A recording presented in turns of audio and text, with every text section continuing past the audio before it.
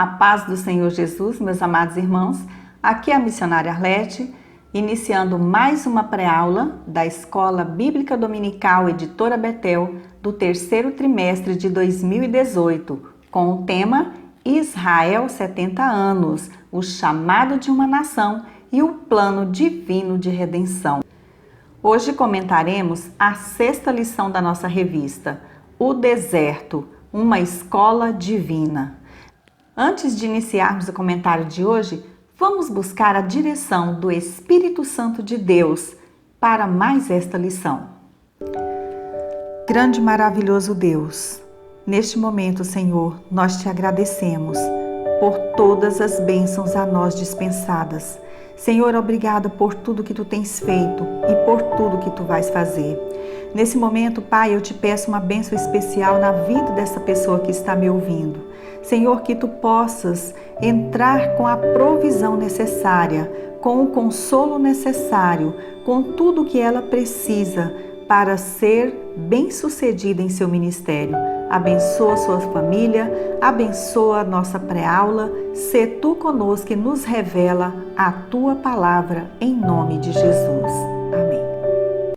Meus amados irmãos, quero deixar aqui os meus agradecimentos a cada um de vocês que tem nos ajudado, inscrevendo-se neste canal, acompanhando o nosso trabalho todas as semanas, deixando aqui o seu like, o seu comentário e também compartilhando e divulgando os nossos vídeos.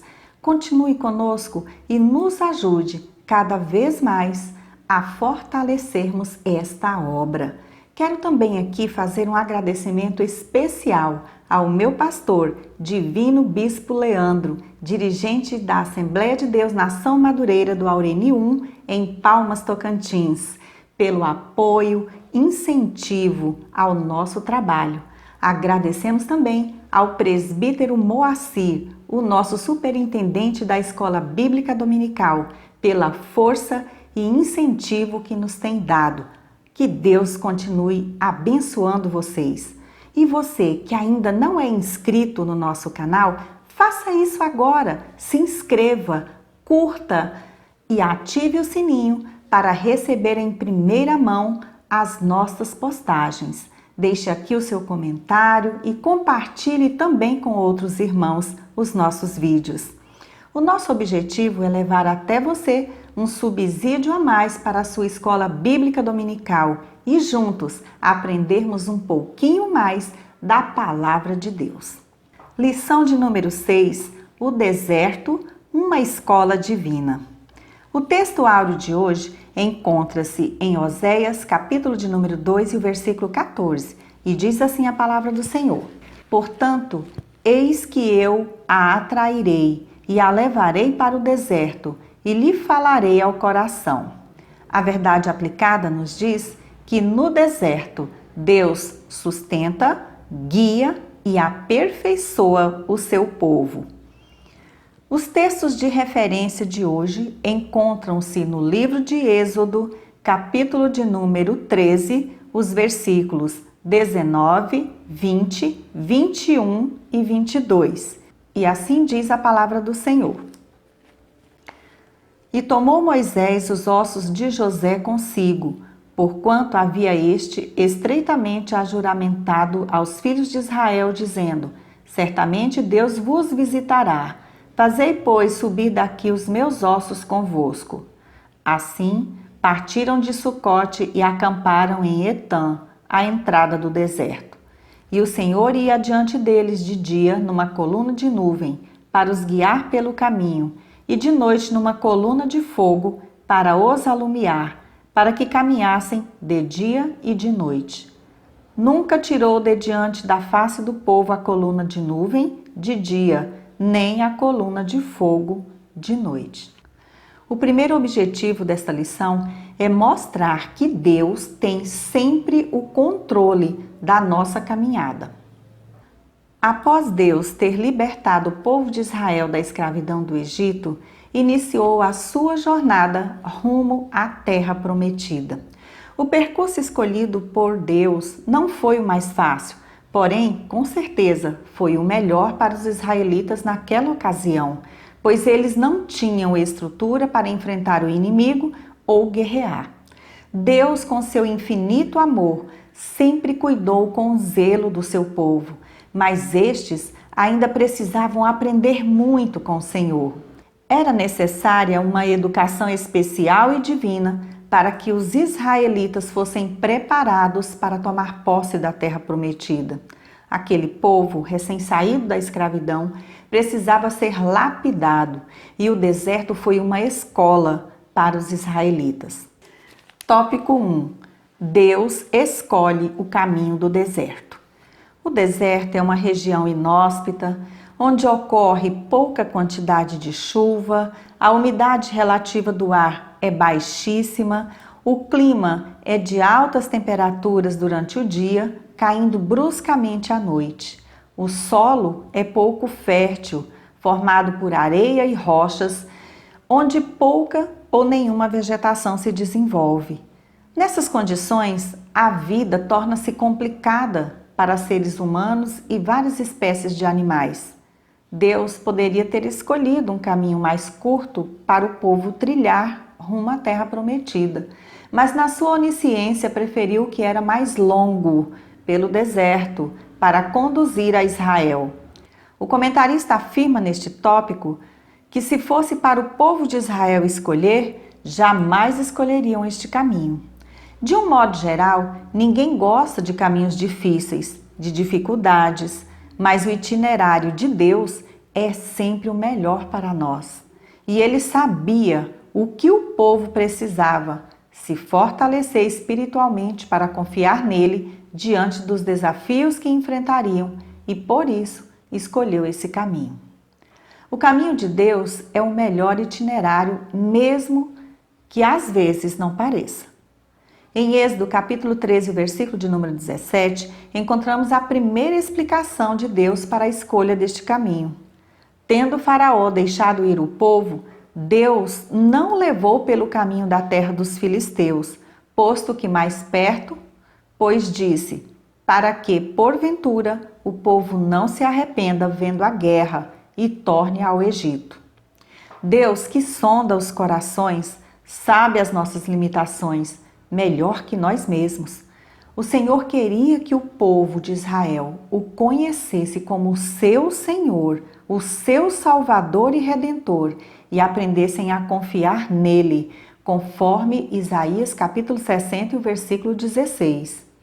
O Senhor queria preparar, ensinar e fortalecer o seu povo para tomar posse da terra prometida. Seria também no deserto que o Senhor provaria os israelitas para saber o que estava no seu coração, conforme Deuteronômio capítulo 8, versículo 2. Esse é o alvo mais profundo, quando ele nos conduz pelo deserto da nossa vida. Provar a nossa fé, perseverança, fidelidade e amor para com ele, e nos ensinar coisas grandes e ocultas que só conseguimos aprender diretamente dele. É por isso que muitas vezes Deus não deixa seus filhos seguirem por caminhos cômodos e sem obstáculos, pois Ele quer ter um relacionamento pessoal com cada um de nós, para nos fortalecer na fé, na graça e no conhecimento de Jesus Cristo, o nosso Salvador e Redentor. Subtópico 1.1. Um lugar de dependência. No deserto, mesmo em meio a tantas adversidades, em um lugar onde quase não há vida, onde não há como se obter o básico para a sobrevivência, o Senhor proveu sustento. O caminho mais difícil fora traçado por Deus para o seu povo, mas sua presença no meio deles os protegia de todo mal e afugentava os inimigos. Sobre aquele povo estava a nuvem da glória que o dirigia, conduzia e indicava a presença de Deus. Diante dele estava a terra prometida, que oferecia leite e mel, mas debaixo dos seus pés só havia areia quente e pedras.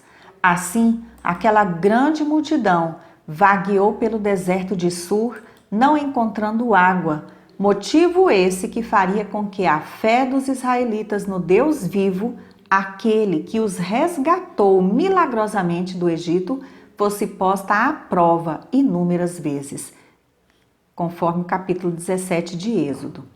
Aquele povo, ainda com a mente de escravos, era de dura cerviz e agora não contava mais com as suas habitações, por mais desconfortáveis que tivessem sido no Egito. Não tinham aonde plantar e colher e nem sequer tinha água para matar sua sede e dos seus animais. Precisavam urgentemente colocar a sua fé em ação e reconhecer a sua total dependência da provisão divina. Esperar em Deus é algo que muitas pessoas hoje estão precisando aprender e às vezes são colocadas no deserto para que se tire delas a comodidade e recursos humanos, forçando-as a clamar e esperar pelo socorro de Deus, que é bem presente na angústia. Os sucessos alcançados por Moisés estão todos atrelados à sua dependência e obediência ao Senhor. Lembre-se, na caminhada cristã não somos autossuficientes, mas dependemos em tudo de Cristo e só temos vida se estivermos nele, como ramos da videira verdadeira. Subtópico 1.2 Um lugar de provisão.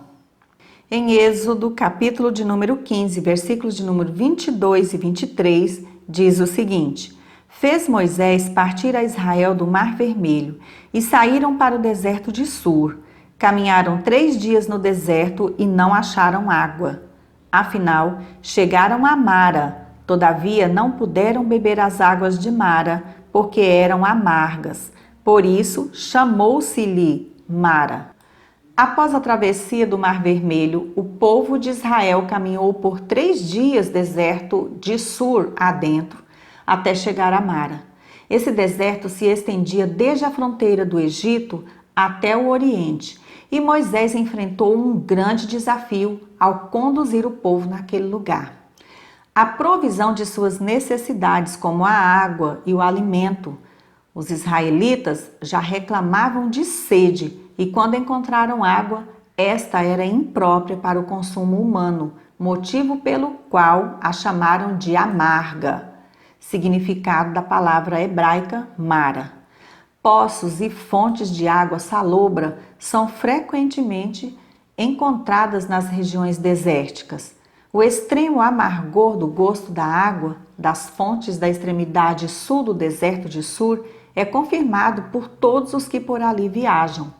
Isso foi o bastante para que aquele povo que presenciou as terríveis pragas do juízo de Deus sobre o Egito, sendo contudo poupado, que de lá foi tirado pela poderosa mão de Deus e pela fé viveram o milagre da travessia do Mar Vermelho, ao passo que seus inimigos foram mortos, tiveram os seus hinos de louvor substituídos pela murmuração contra Moisés, o seu líder, conforme Êxodo, capítulo de número 15, o versículo 24, que por sua vez clamou ao Senhor e recebeu dele a solução para aquele problema. Êxodo, capítulo de número 15, o versículo de número 25, onde lemos: Então Moisés clamou ao Senhor, e o Senhor lhe mostrou uma árvore, lançou a Moisés nas águas, e as águas se tornaram doces. Deu-lhes ali estatutos e uma ordenação, e ali os provou. Encontramos nesta passagem bíblica uma tipologia. Essas águas amargas ficavam bem no caminho por onde o Senhor estava conduzindo Israel e representavam as provações que o povo de Deus precisa enfrentar. Provações essas que são didáticas e não punitivas. A árvore simboliza a cruz, Gálatas capítulo 3, versículo 13. A ação realizada por Moisés tem por base um significado profético muito profundo. Para Israel, a árvore que Moisés lançou nas águas foi a salvação. Qualquer um que na sua angústia e aflição vier até a cruz, experimentará ajuda abundante. No madeiro maldito aconteceu nossa salvação, a libertação dos laços do pecado e da morte.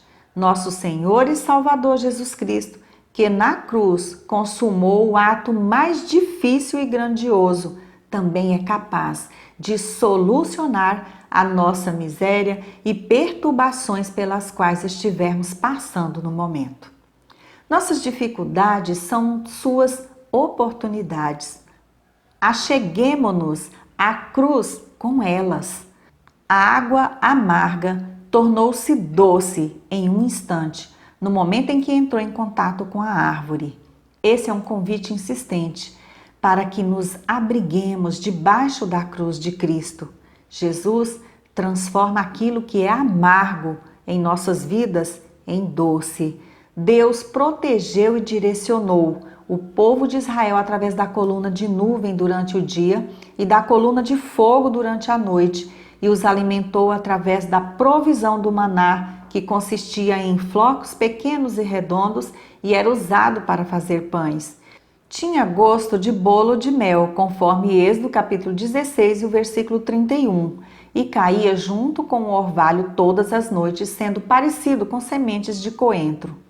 O maná era moído em moinhos ou amassado no pilão, cozido em panelas, e dele se faziam bolos. Cada pessoa tinha direito a um homer, cerca de 2 litros por dia. No 6º dia, sempre havia o bastante para o sábado também.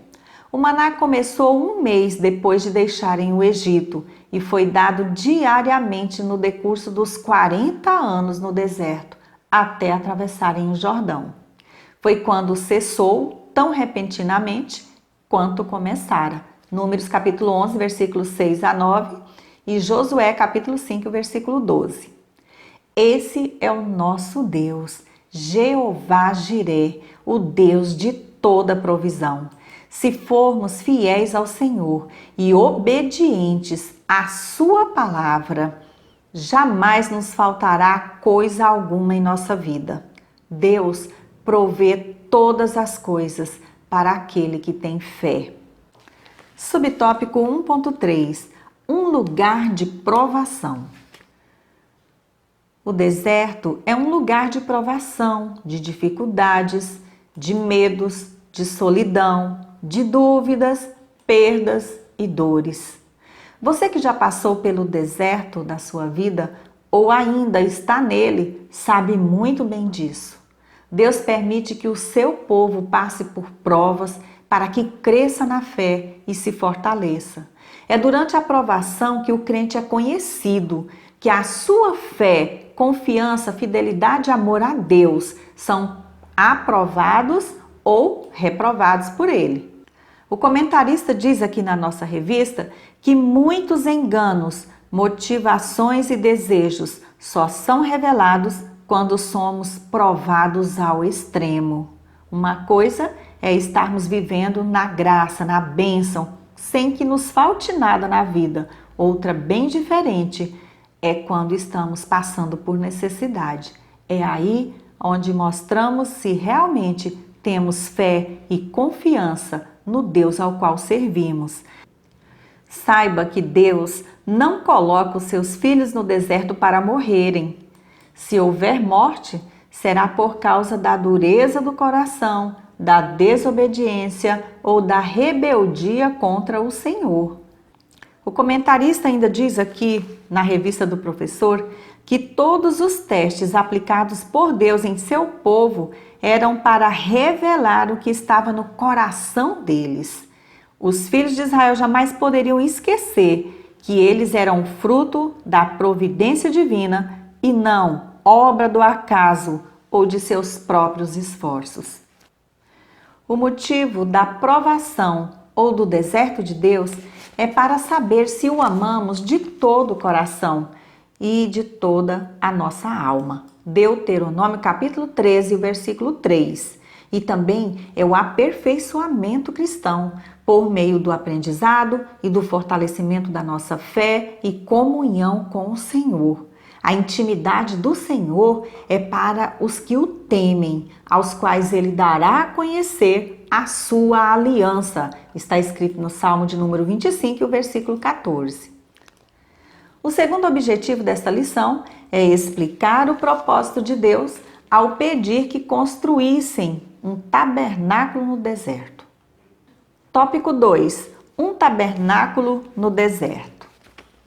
A palavra tabernáculo em português vem do latim tabernaculum e significa tenda. Em hebraico, mishkan. O vocábulo quer dizer literalmente lugar de habitação. Deus havia tirado o povo de Israel do Egito não só para libertá-lo da escravidão, mas para que o adorasse no deserto. Essa adoração não podia ser feita de qualquer maneira e nem em qualquer lugar. Êxodo 25:8 diz: "E me farão um santuário para que eu possa habitar no meio deles." Agora, com os israelitas livres do Egito, Deus então dá a Moisés as instruções relativas ao culto e à construção do tabernáculo, também chamado de tenda da congregação ou lugar de habitação, um lugar sagrado e dedicado a Deus para a sua presença, para que habitasse no meio do seu povo. Os capítulos 25 a 31 do livro de Êxodo apresentam as diretrizes para a construção do tabernáculo, desde os materiais que seriam usados até o perfil dos artífices e construtores. E nos capítulos 35 a 40, encontramos a execução dessas diretrizes. Professor, gostaria de lhe indicar o vídeo Viagem ao Tabernáculo, que temos disponível no nosso canal, esse aqui do lado. Você pode assisti-lo aqui mesmo. O link estará no final da pré-aula ou em nosso blog, revistaebd.com, onde será disponibilizado também para que você tenha uma melhor ideia de como era esse santuário. Subtópico 2.1. As ofertas para a construção do tabernáculo. Na verdade, Deus não precisava de presentes de seu povo, mas ele recebia as ofertas para a construção do tabernáculo como parte de uma verdadeira adoração. Essas ofertas deveriam ser específicas e voluntárias, com os recursos conseguidos com os despojos recebidos ao saírem do Egito, e talvez sejam as mais impressionantes doações feitas pelo povo de Deus. Homens e mulheres ofertaram com alegria suas doações. Mesmo em um período patriarcal dominado pelos homens, as mulheres participaram ativamente na obra de Deus e todos levaram presentes suntuosos, variados e em grande quantidade, a ponto de Moisés ordenar que não ofertassem mais, parassem de mandar coisas. Êxodo capítulo 36, versículo 2 ao 7. Veja que problema inusitado aconteceu. Houve uma época na história em que o povo de Deus teve que ser contido por oferecer doações em quantidade absurda. Esse é o fundamento de semear com generosidade, a nós ensinado de acordo com a segunda carta aos Coríntios, capítulo 9, versículo 7. Cada um contribua segundo tiver proposto no coração, não com tristeza ou por necessidade, porque Deus ama a quem dá com alegria. De que forma você tem contribuído na obra do Senhor? Você tem ajudado? Cada cristão deve contribuir segundo propôs no seu coração, voluntariamente e com alegria, não por compulsão ou remorso. Se ofertarmos com alegria para a obra de Deus, Ele é poderoso para nos dar mais, para que nada venha nos faltar e possamos realizar outras boas obras. Não se prive das bênçãos de Deus na sua vida, mas contribua com liberalidade. Invista na propagação do seu reino aqui na terra. Subtópico 2.2. O propósito do tabernáculo. O tabernáculo era o local de adoração para os israelitas desde a época das peregrinações no deserto até a edificação do Templo de Salomão.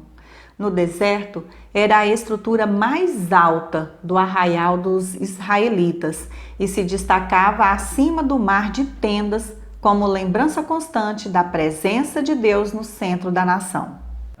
A planta desse santuário, assim como seus objetos, não foram idealizados pelo homem, mas todo o projeto foi elaborado e entregue a Moisés pelo próprio Senhor. Segundo o comentário bíblico Moody, o tabernáculo simbolizava para Israel, como para nós também, grandes virtudes espirituais. Claramente ensinava o fato da presença de Deus no meio do seu povo. O tabernáculo era dividido em 3 partes: o átrio, o lugar santo e o lugar santíssimo. O átrio era um pátio, um lugar cercado, reservado, que mostrava aos israelitas que a adoração a Deus exige sempre santidade, separação. O acesso ao átrio era feito por intermédio de uma única porta. Esta porta apontava para Jesus Cristo. Nosso Redentor certa vez declarou: "Eu sou a porta. Se alguém entrar por mim, salvar-se-á." João capítulo 10, versículo 9. Jesus é o único caminho que leva o homem até a presença do Todo-Poderoso. João capítulo 14, versículo 6. O comentarista diz aqui na nossa revista que Deus desejava que o tabernáculo fosse o centro da vida religiosa, moral e social do povo. E diz ainda que o Senhor desejava que ele fosse o centro da celebração e das festas nacionais. Subtópico 2.3. A glória do tabernáculo. O tabernáculo foi construído com todo esmero, obedecendo a todas as ordenanças dadas por Deus no cumprimento de cada exigência, e isso agradou o Senhor. Lemos em Êxodo capítulo 40, versículos 34 e 35. Então a nuvem cobriu a tenda da congregação e a glória do Senhor encheu o tabernáculo. Moisés não podia entrar na tenda da congregação, porque a nuvem permanecia sobre ela e a glória do Senhor enchia o tabernáculo. A glória do Senhor que encheu o tabernáculo revelou sua presença, sua importância para os israelitas e sua maravilhosa inspiração de respeito e reverência. O Rei da Glória estava no meio do seu povo. Isso era a aprovação de Deus. A glória do Senhor, que agora estava entre o seu povo em forma de nuvem, também guiava os passos dos israelitas. Êxodo 13, 21, Números capítulo 9, versículo 15 ao 23. Quando Deus queria que o povo prosseguisse na caminhada, a nuvem se levantava. E quando Deus queria que o povo acampasse por algum tempo em um lugar, a nuvem parava. As palavras de João capítulo 1, versículo 14, nos falam em uma outra manifestação da glória de Deus entre nós. E o Verbo se fez carne e habitou entre nós, cheio de graça e de verdade. E vimos a sua glória, glória como do unigênito do Pai. Na encarnação de Cristo, a glória de Deus foi manifestada, não em uma tenda, mas em seu Filho Jesus, que habitou entre nós. O verbo traduzido por habitar é de origem grega e significa tabernacular. Alude à ideia de armar uma tenda. Apesar de ser Rei e Senhor, Deus quer viver entre nós.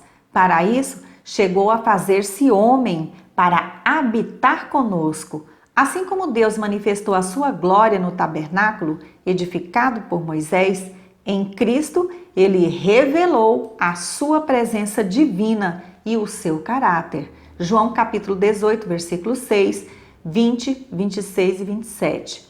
Uma lição para os nossos dias.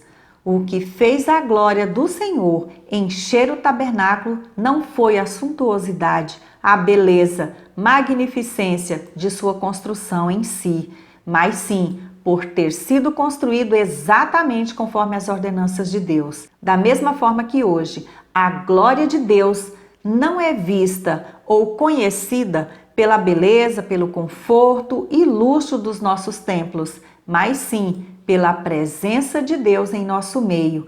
E isso só é possível quando cumprimos as condições com que Ele nos ensina na Sua palavra. O terceiro objetivo desta lição é apresentar os problemas enfrentados pelo povo de Israel no deserto. Tópico 3. Os problemas enfrentados no deserto. Ao valorizar demais os problemas cotidianos na caminhada pelo deserto, a visão do povo era ofuscada e impedida de reconhecer a grandeza, o amor e a fidelidade de Deus. Subtópico 3.1. A murmuração no meio do arraial. Em Êxodo capítulo 16, o versículo de número 2, lemos: Toda a congregação dos filhos de Israel murmurou contra Moisés e Arão no deserto. A palavra murmuração, tanto no Antigo quanto no Novo Testamento, significa persistente reclamação, reivindicação, descontentamento, falar mal de outro em voz baixa, em segredo ou questionamento malicioso. Diante de tudo que Deus fez ao povo de Israel, a murmuração era uma ofensa contra ele, uma demonstração de incredulidade quanto ao seu poder e quanto às suas promessas. Em segundo lugar, eles ofendiam também sua liderança instituída por Deus, Moisés e Arão. A murmuração é tratada na Bíblia como pecado, pois é um sinal da rebeldia, do egoísmo, da ingratidão, da difamação. O povo de Israel murmurou frequentemente ao longo da sua peregrinação no deserto e toda uma geração foi destruída por causa disso. 1 Coríntios capítulo 10, versículo 10. Aquele povo murmurou tanto contra seus líderes que Deus lhes enviou uma praga e muitos pereceram. Números capítulo 16, versículos 41 ao 49. Infelizmente, muitos hoje, até mesmo cristãos professos, são murmuradores, se queixam de tudo, até mesmo discretamente, o tempo todo e por todo motivo, no contexto da sociedade, da profissão, da família, da igreja e principalmente da sua liderança. Nada lhes satisfaz, já não conseguem reconhecer as benesses de Deus nesses contextos e serem sinceramente gratos. Para esses, ser grato é ser compassivo ou omisso e enchem os seus corações de amargura e seus lábios de injustiça. A Bíblia diz em Filipenses capítulo 2, versículos 14 ao 15: Fazei tudo sem murmurações nem contendas, para que vos torneis irrepreensíveis e sinceros, filhos de Deus, inculpáveis no meio de uma geração pervertida e corrupta, na qual resplandeceis como luzeiros no mundo. Subtópico 3.2: O povo e a idolatria. Enquanto Moisés recebia as instruções acerca da construção do tabernáculo, um fato paralelo que ocorria ao pé do Sinai revelava claramente a necessidade que Israel tinha da provisão divina. Moisés estava no monte havia dias. Durante todo esse tempo, relâmpagos e trovões davam testemunho constante da presença de Deus. Mas, como os dias estavam passando e Moisés não voltava, o povo começou a ficar impaciente. Uma comitiva procurou Arão, irmão de Moisés, e insistiu em que este lhes fizessem um ídolo. Arão tomou o ouro deles e fundiu-o na forma de um bezerro. Então conclamaram uma festa dedicada ao Senhor. O bezerro de ouro foi apresentado ao povo com o anúncio: Eis aí os seus deuses, ó Israel, que tiraram vocês do Egito. Êxodo capítulo de número 32, versículo 4. Vale lembrar que o touro, um dos principais deuses do Egito, denominado Apis, viria posteriormente a ser o Deus das 10 tribos, conforme primeiro livro dos Reis, capítulo 12 e o versículo de número 28. Essa apostasia desprezível, tão pouco tempo após Deus ter trovejado da montanha, não terás outros deuses além de mim. E depois dos milagres maravilhosos no Egito, revela até que ponto os israelitas tinham se afundado na idolatria egípcia. Tratava-se de uma crise que exigia disciplina imediata e o castigo foi rápido e severo. Quando Moisés retornou, os idólatras foram severamente julgados, conforme Êxodo 32, 25 ao 29. Sobre isso, o comentarista diz aqui na revista: o bezerro de ouro claramente representa a impaciência dos hebreus e a intenção de louvar o Senhor à sua própria maneira, ao invés da maneira de Deus. É importante dizer também que a idolatria é veneração, adoração a algo ou alguém que representa uma divindade. Muitos hoje deixaram de adorar imagens de esculturas, mas continuam adorando os ídolos do coração, conforme lemos em Ezequiel, capítulo 14, versículo 3. Deus conhece a nossa mente e o nosso coração. Tudo aquilo que toma o lugar de Deus em nossa vida transforma-se em ídolo. Muitos idolatram seus empregos, seus filhos, sua própria beleza, o dinheiro, atores, atrizes, cantores famosos, etc. Temos que vigiar para não cairmos no pecado da idolatria moderna.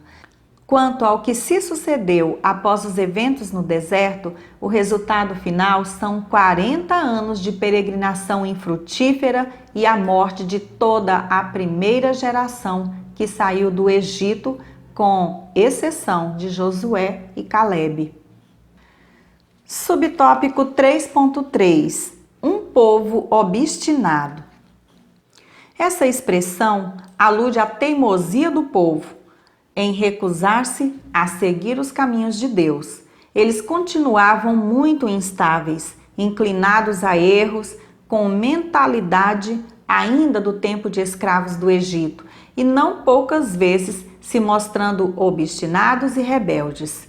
Enfim, o povo de Israel não era fácil, mas Deus amava os descendentes de Abraão, Isaque e Jacó e queria tratá-los, prová-los, aperfeiçoá-los por meio das provações no deserto para que pudessem ter forjado o caráter que Deus desejava para eles como seu povo.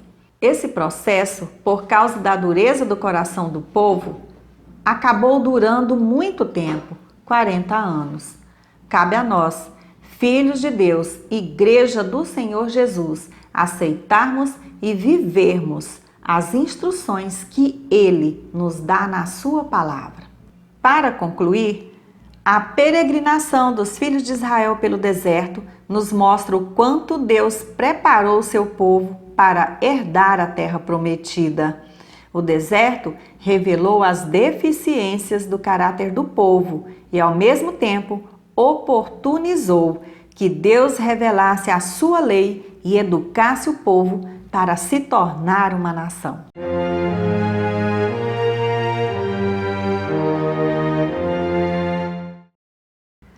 Fatos históricos. No quadro de hoje, vamos aprender sobre a Guerra do Yom Kippur. Na tarde do sábado do dia 6 de outubro de 1973, dia do Yom Kippur, Egito e Síria atacaram a nação de Israel. Surpreendido e tendo de lutar em duas frentes, no primeiro momento o país enfrenta dificuldades, mas menos de 3 semanas depois, em uma das mais impressionantes reviravoltas da história militar, seus exércitos estavam a caminho do Cairo e Damasco. O ataque simultâneo, lançado pela Síria e pelo Egito, em Golã e no Sinai, no dia mais sagrado do calendário judaico, encontrou Israel despreparado. Nas primeiras 48 horas, os dois exércitos inimigos avançaram significativamente. Mas o ímpeto do combate finalmente pendeu para o lado de Israel. Apesar do terrível golpe que tinham levado e de suas perdas iniciais, as forças israelenses reassumiram a iniciativa. No início da segunda semana do conflito, os sírios já haviam sido rechaçados para além das colinas de Golã e os israelenses estavam a poucos quilômetros de Damasco. No Sinai, após uma intensa luta, os israelenses atravessaram o canal de Suez, adentrando em território egípcio. E minutos antes de entrar em vigor o cessar-fogo determinado pela ONU, estavam a caminho da capital do Egito, Cairo. Embora Israel tenha saído vitorioso, foi uma vitória amarga. A guerra foi ganha graças à bravura e motivação ímpar dos soldados de Israel, aliadas ao seu profissionalismo e iniciativa. Mas o custo em vidas foi altíssimo. Cerca de 2.800 mortos e 8.800 feridos. Na tarde de sexta-feira, 5 de outubro, 3 milhões de judeus se preparavam para o início do Yom Kippur. As ruas estavam tranquilas. Não havia qualquer sinal que indicasse que, menos de 24 horas depois, Israel estaria em guerra com a Síria e o Egito. Os israelenses não sabiam que, às colinas do Golã, a artilharia síria estava posicionada em sua fronteira e que 5 divisões haviam sido despachadas para a região. Sadat, do Egito, e Assad, da Síria, tinham objetivos bélicos diferentes. Para Sadat, a guerra era uma opção desesperada, mas não via outra saída se o Egito quisesse recuperar o orgulho nacional destruído após a humilhante derrota sofrida na Guerra dos 6 Dias. Não pretendia recapturar militarmente todo o Sinai, mas queria infligir um golpe curto e certeiro, que servisse para sacudir de seu status quo o processo diplomático e político. Assad, por sua vez, via a guerra apenas como um veículo para reconquistar, pela força, o território perdido em 1967 e se recusava a reconhecer o direito de Israel à existência e à participação em qualquer processo diplomático que envolvesse esse país. Nos meses anteriores à guerra, a União Soviética vendeu e enviou à Síria e ao Egito uma grande quantidade de modernos armamentos. No mês de setembro de 1973, Israel recebeu de fontes confiáveis 11 alertas sobre as intenções bélicas do Egito e Síria. Uma delas, inclusive, do rei Hussein da Jordânia. No dia 25, Hussein foi a Tel Aviv para se reunir com a então primeira-ministra Golda Meir. Há anos, o monarca jordaniano vinha mantendo contatos secretos com Israel. Havia também movimentos de tropas egípcias em direção do canal de Suez. Nas primeiras horas do dia 6 de outubro, líderes civis e militares israelenses foram acordados para o mesmo pesadelo. Estavam erradas todas as suposições de que não haveria guerra. A escolha egípcia e síria do dia do Yom Kippur para o início das hostilidades provou ser um erro. Eles calcularam que nesse dia a mobilização seria mais lenta e seus exércitos teriam horas de vantagem. No entanto, a mobilização foi muito rápida. Em Yom Kippur era mais fácil encontrar os reservistas, a maioria estava em casa ou na sinagoga. Ademais, a ausência de trânsito nas estradas permitiu que eles chegassem rapidamente aos pontos de encontro e às bases. A guerra do Yom Kippur durou 3 semanas e essa foi a última vez que as forças armadas israelenses se encontraram despreparadas para um ataque. Dica valiosa: professor, aprofunde-se no estudo de cada tópico da lição, procurando fontes alternativas confiáveis, como bíblias de estudo em versões diferentes, comentários bíblicos e outros, para enriquecer ainda mais a sua aula. E não se esqueça de acessar o blog revistaebd.com, onde você também encontra publicados semanalmente os slides editáveis de cada lição, os vídeos com os 3 hinos sugeridos na revista e mais comentários. Que Deus, em Cristo Jesus, abençoe grandemente a sua aula. Continue conosco, ore por nós, pelo nosso ministério. Se você ainda não é inscrito neste canal, faça isso agora e dê o seu like, comente e nos ajude a fortalecer este trabalho para a glória do nosso Deus. Fique na graça e na paz do nosso Senhor e Salvador Jesus Cristo e até a nossa próxima pré-aula, se Deus assim nos permitir.